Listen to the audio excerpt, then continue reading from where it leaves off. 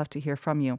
By the way, today's the day when you can check out whether you've won that 10,000 won coffee coupon. Just go to our website, tbsefm.soul.kr, and check out our playlist page. Up next, we've got Issue Today with Angela Chung. Struggling to bring Korean gifts to your country? Just shop at Gmarket Global.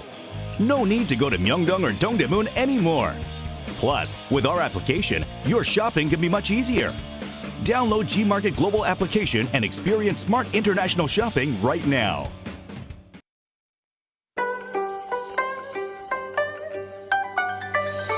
Do you have questions about life in Korea? Send us your opinions and feedback anytime during the show. Simply text us at pound 1013 for 51 per message or chat with our team while you stream us live on the TBS EFM app or YouTube. Life Abroad, helping you navigate your life in Korea. Let's now get a checkup on the news with Issue Today and reporter Angela Chung. Good morning, Angela. Good morning, Sian. Hope you had a good weekend. It was pretty cold, and I think it's gotten even colder this morning, hasn't it? Yes, I think it started getting really cold last Thursday or Friday, and even this morning was pretty freezing. Right. I can't remember the last time the temperature was above 0 degrees Celsius. Right. And I think that's why. But the Seoul city announced that the Han River was officially frozen this past weekend on Saturday. Yeah, so Seoul's morning low temperature tumbled to minus 16.6 degrees Celsius on Saturday, and the Korea Meteorological Administration, also known as KMA, announced the season's first ice formation on the Han River. This was 4 days earlier than the 30-year average and happened for the first time in 2 years because it didn't freeze last year. You know, I can't remember the last time that it did freeze over. I mean, I think you see some bits and pieces of the Han River frozen over, but it doesn't seem to be as frozen as it was this year. I mean, as far as I could see, especially on my commute into the studio, it's completely frozen. Is there any standards that they go by when they declare that the Han River is frozen?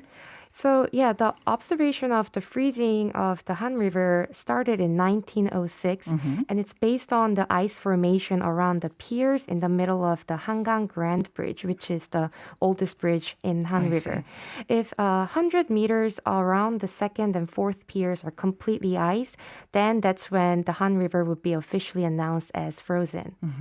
So that's the Han River. I mean, I don't think it affects us so much on a day-to-day basis. But the freezing temperatures definitely must have caused quite a bit of damage, especially to just regular households and maybe water pipes across the nation as well. Right. So unfortunately, there were multiple power outages in about 78,000 households in Seoul and Incheon on Friday night. And I personally experienced a frozen water pipe in my office building, which is very unusual. I've never experienced it before.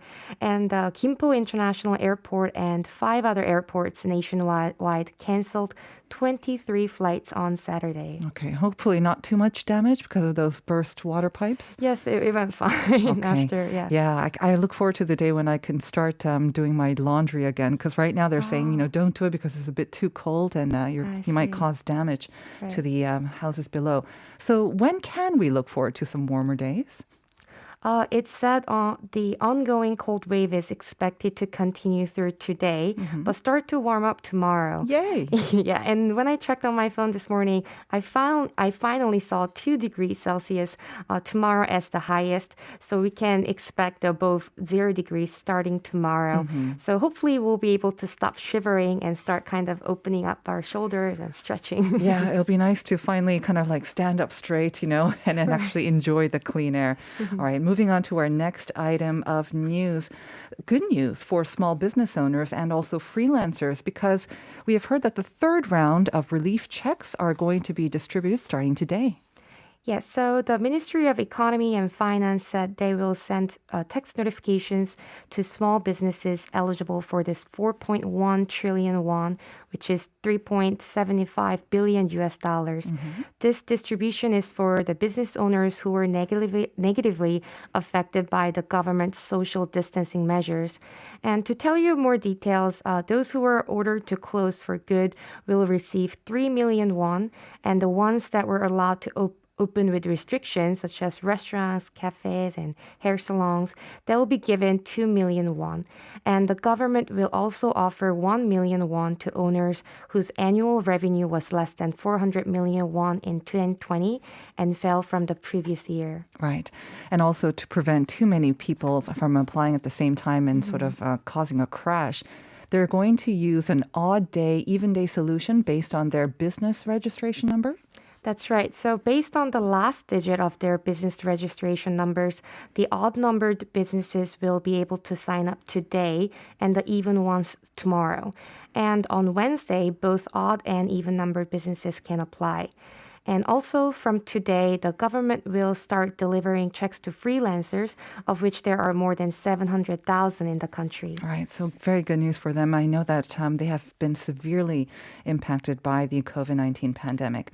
Now, there are, of course, those who will not be eligible to receive the relief package this time round. Yeah, although the government tries to allocate this relief grant to as many citizens as possible, people that run multiple businesses will not receive compensation for more than one establishment. And the businesses that were found to have violated social distancing rules, unfortunately, will not be eligible for this time. All right. And moving on to our last item, the number of aviation influenza or AI cases is continuing to go up as well, causing a lot of concern to people. And this means that egg prices are soaring. Tell us a little bit more about this. Yeah, so since the pathogenic AI outbreak, which started back on November 26th, the price of a 30 egg tray reached over 6,000 won. On the 7th, the price was 6,027 won and rising even more to 6,082 won on the 8th. This is the first time the price went over 6,000 won since March 1st of 2018, which was almost 3 years ago. Right. Just to give our listeners kind of a sense of how much this means, it means that over just the past month, I believe, the prices of eggs has gone up by about 10%. Right. And when you know that the egg prices have gone up, that means that chicken prices might go up as well. And that might affect people who like their chimek at a certain price as well.